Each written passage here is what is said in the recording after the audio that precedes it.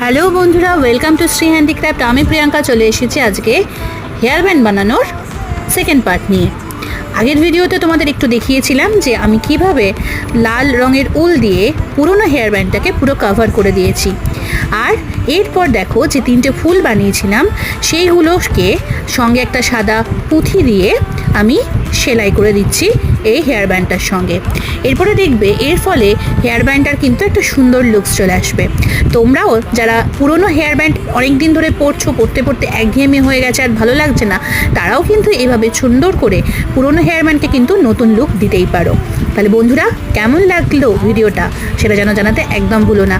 আর যারা নতুন দেখছো তারা যেন অবশ্যই ভিডিওটিতে একটি লাইক করে দিও আর কমেন্ট করে দিয়েছো, বন্ধুদের সঙ্গেও শেয়ার করতে পারো।